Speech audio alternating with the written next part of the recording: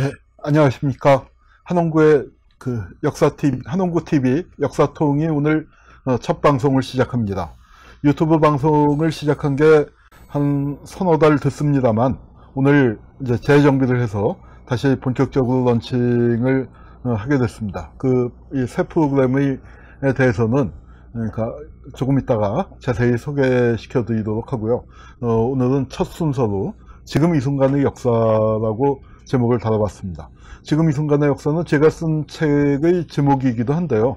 저는 역사가 현대사, 그 중에서도 특히 모든 역사는 현재 지금 벌어지고 있는 일과 상관을 맺고 있다고 생각을 합니다. 그래서 지금 이 순간의 역사를 풀어주는 것, 아마 역사와 오늘이라는 제목으로도 할 수 있겠고요. 좀 시사성이 강화된 시사성을 갖고 있는 프로그램입니다. 그날의 이슈, 이제 저희 방송이 한 주일마다 나가니까 지난 한 주 동안에 있었던 그 중요한 이슈 중에서 하나를 꼽아서 같이 역사적으로 그 문제의 기원을 찾아보는 그런 순서를 마련했습니다. 오늘 지금 이 순간의 역사 첫 순서는 아베는 무엇을 노리나로 잡아봤습니다. 뭐 한 열흘 정도 시끌벅적했죠. 도대체 아베가 왜 그럴까요? 이것을 보기 위해서는 아마 세 가지 차원에서 문제를 좀 봐야 하지 않을까 싶습니다. 첫 번째로 1965년 한일 국교 정상화가 갖고 있는 문제점. 그 다음에 또 2018년 작년 10월 달에 대법원 강제 동원 판결이 갖고 있는 의미, 그리고 그것이 아베에게 미치는 영향, 그 다음에 이것을 장기적으로 어떻게 풀어나가야 할 것인가 해서, 이건 아주 장기적인 전망이 되겠습니다만, 조일 수교에서 이 문제를 어떻게 다뤄야 하나, 이제 그렇게 해서 세 가지 문제를 한 15분 정도에 걸쳐서 살펴볼까 합니다. 우리 국민들이 여기 보면은 제2의 을사조약이다. 1965년이 마침 을사년이에요. 그래서 제2의 을사조약이다 하면서 반대도 거세게 하고, 이것이 민족적 민주주의냐, 고등학생들도 거기로 뛰쳐나와서 반대를 했습니다. 그런데 박정희 정부가 그걸 아주 강행을 했죠. 그래서 제야세정은 총궐기를 선언하고 내각은 총사퇴하고, 하여튼 혼란 끝에 국회에서 비준이 돼서 통과됐는데요. 이것이 갖고 있는, 그래서 이게 문제를 제대로 해결하지 못했기 때문에 이 일제히 강제징용 배상길이 지난 18년, 그러니까 10월 30일 대법원에서 역사적인 판결이 있었습니다. 그럼 도대체 1965년 한일 국교 정상화, 한일 기본조약이라고 하는 게 어떤 문제점을 갖고 있었는지를 한번 살펴보죠. 우선 가장 중요한 문제, 식민지 지배의 불법성이 모호하게 처리가 됐습니다.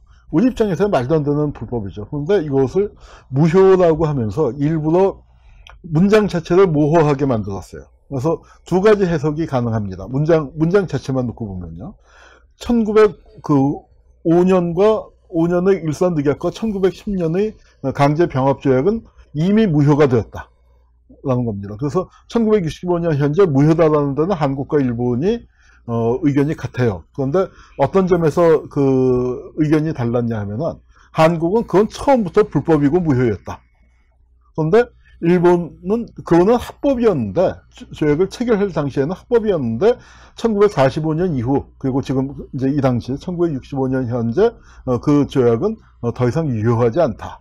이제 이렇게 됐죠. 그래서 일제히 우리는 강제 점령 기간이라고 그러죠. 일본에서 이제 식민 통치 기간이라고 하면 그 기간이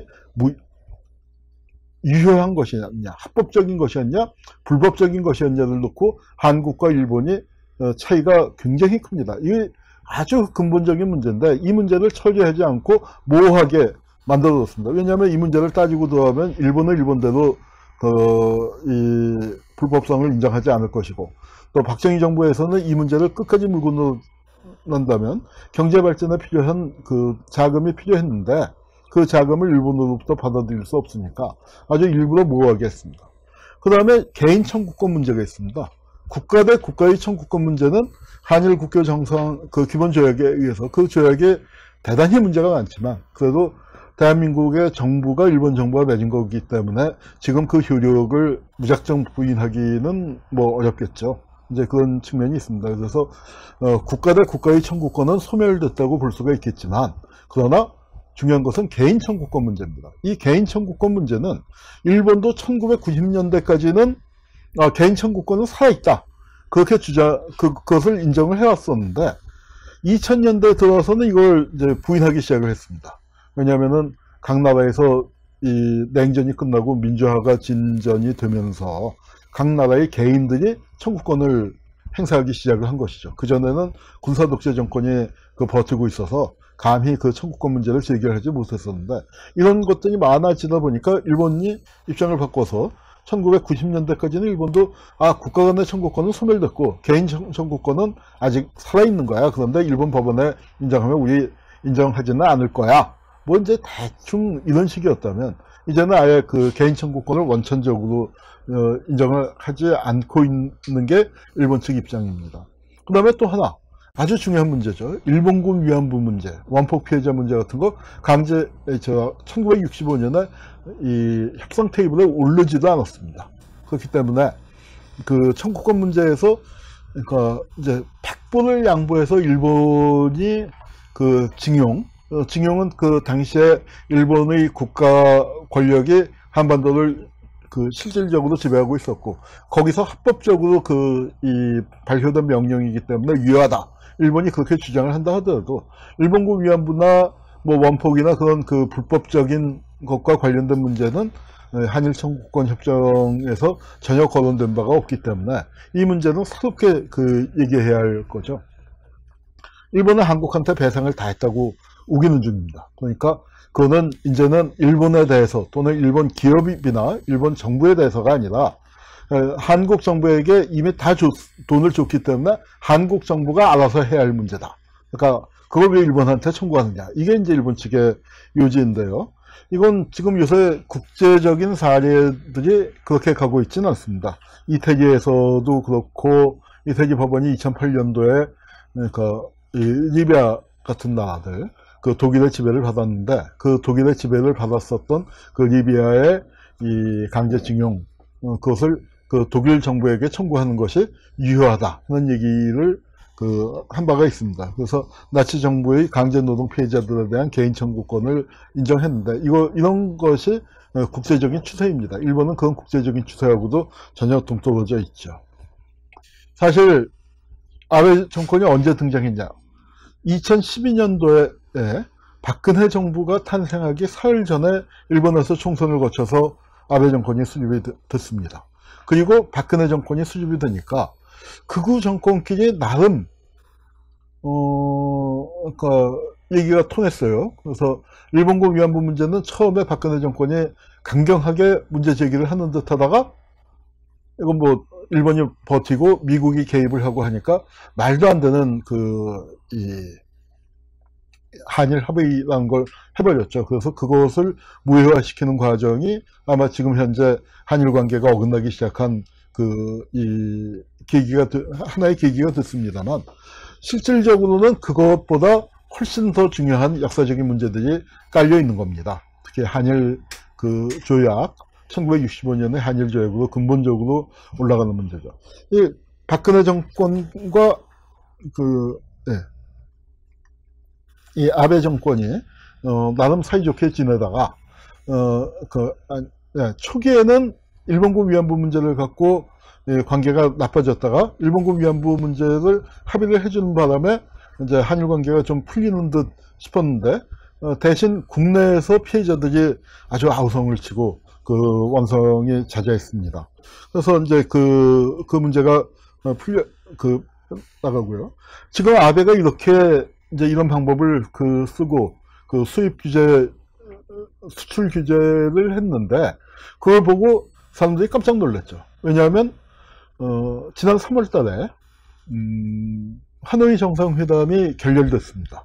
김정은이 트럼프한테 뭐 속된 말로 얘기해서 뒤통수를 맞았다. 그런 논평도 많았습니다만, 그래서 이북이 굉장히 기분이 나빴죠. 그런데 기분이 나쁜 것을 표현하는 방식은 수십 가지가 있습니다. 수백, 수천 가지가 있을 수 있겠죠. 근데 김정은 정부에서 북한의 경우에는 이 미국에 대해서 기분 나쁘다는 걸 확실하게 보여주긴 했지만 판을 깰 의도가 없었습니다.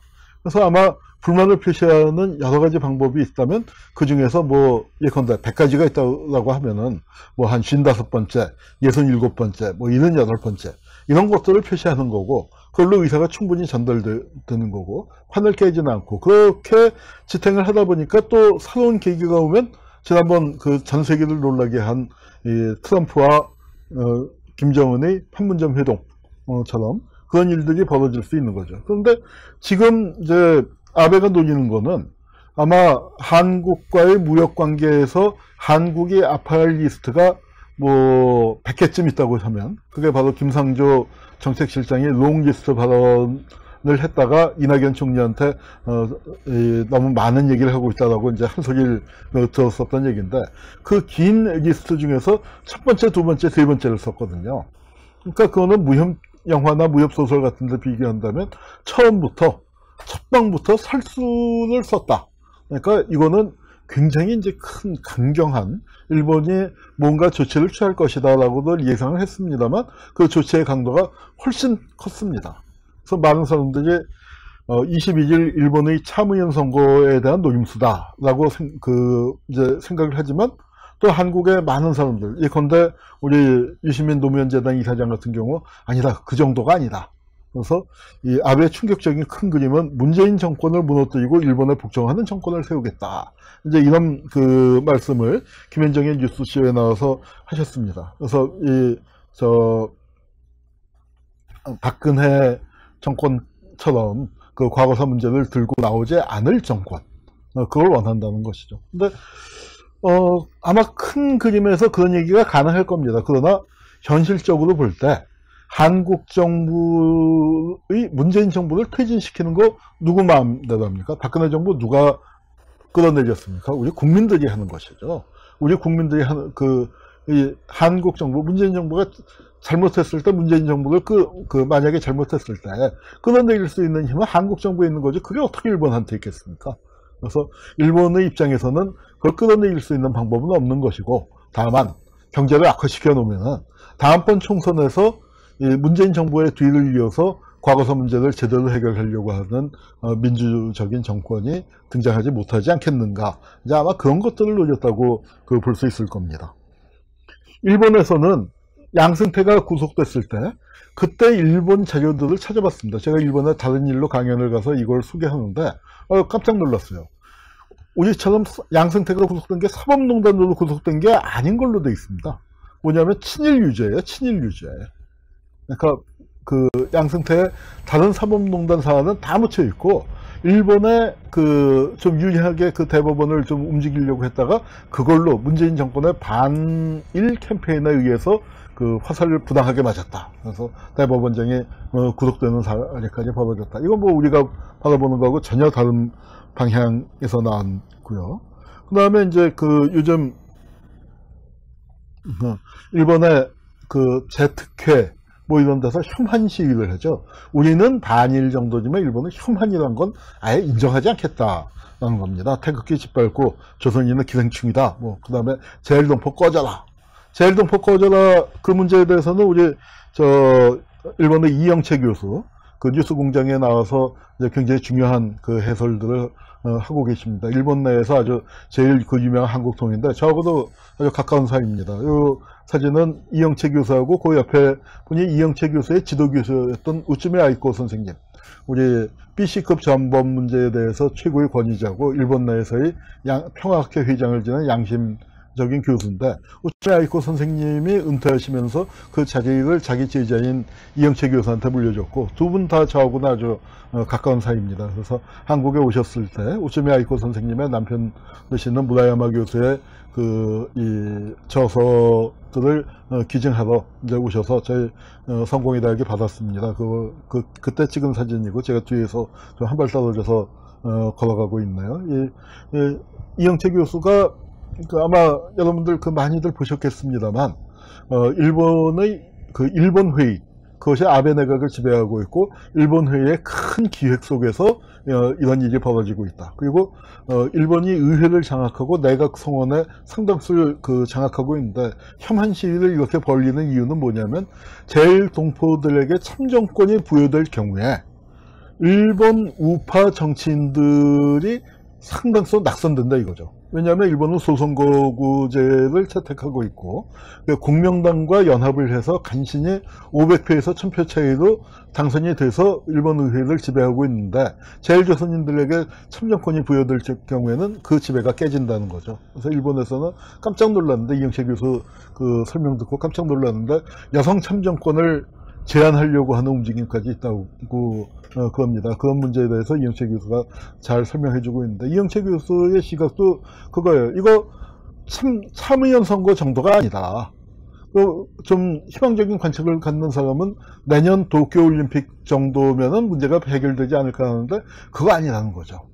굉장히 긴 아베가 등장하고 일본의 우파 세력들이 평화헌법을 고치려고 하는, 전쟁하는 나라의 프로젝트를 구상하고 있는데, 그 프로젝트가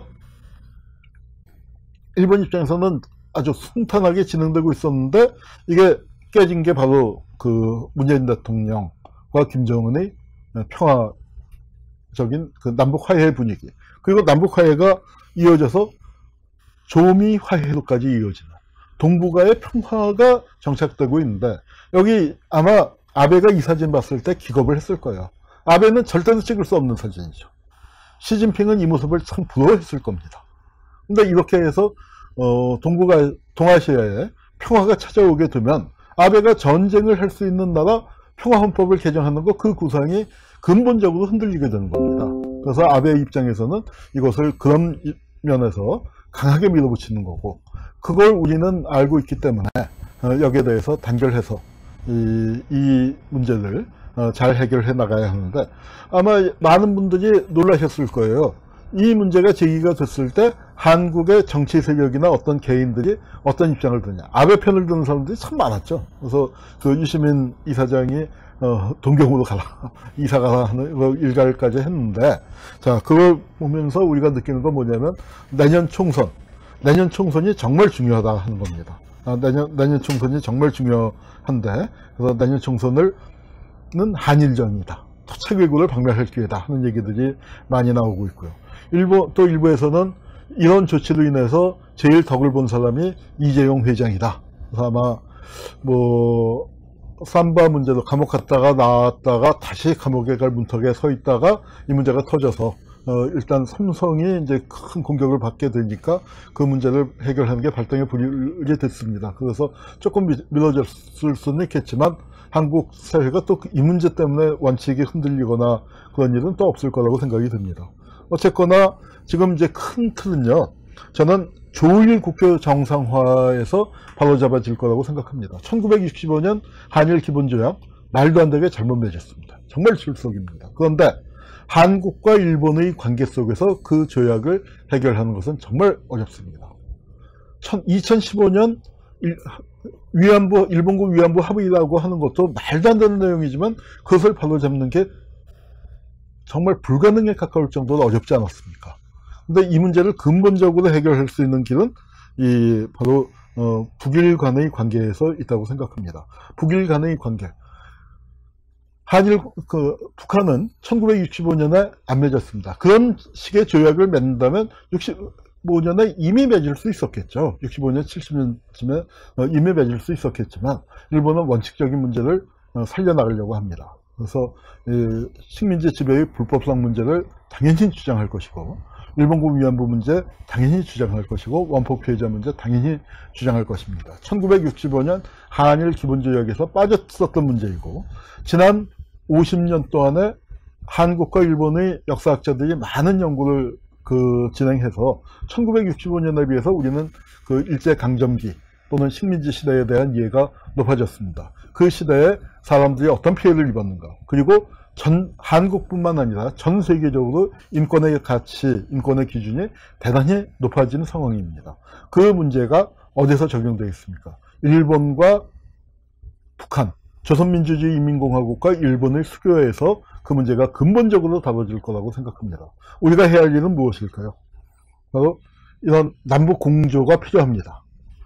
제가 늘 주장해 왔었던 게 뭐냐면, 1965년 한일 국교 정상화에 대한 민족사적 반성을 해야 합니다. 남북 간에 머리를 맞대고 해야 할 것, 뭐 북한에서 내용을 잘 알고 있지만 그럼에도 불구하고 우리가 좀 한 번 더 확실하게 해야 할 것이 무엇이냐, 바로 조일 수교를 앞두고 1965년 한일 국교 정상화가 얼마나 잘못됐는가, 그리고 그것을 북한이 제대로 해결해 주기를 바라는 것, 그리고 거기서 한일 관계에 남북한과 우리 민족, 일본 간의 관계가 근본적으로 해결되고 정리될 겁니다. 그때까지 한일 관계는 이 잘못된 틀을 벗어나기 어려운 측면이 분명히 있습니다. 제가 이 말씀을 드리는 이유는 이것이 단지 22일의 참여연 선거로 또는 내년의 도쿄올림픽을 계기로 해서 풀릴 문제가 아니다. 아주 장기적으로 갈 수 있는 문제다. 그리고 그것을 우리도 근본적으로 해결을 해야 하는데, 시간은 우리의 편이라고 생각을 합니다. 왜냐? 1965년의 잘못된 국교 정상화를 근본적으로 바로잡을 수 있는 기회가 우리에게는 한 번 더 있습니다. 조일 국교 정상화는 민족사적으로 우리가 해결해야 할 아주 중차대한 과제가 아닐 수 없습니다. 그것을 위해서 남과 북이 힘을 합치고 지혜를 모으는 일이 필요하다고 생각을 합니다. 오늘 지금 이 순간의 역사, 아베는 무엇을 누리나, 여기서 마치도록 하겠습니다. 감사합니다.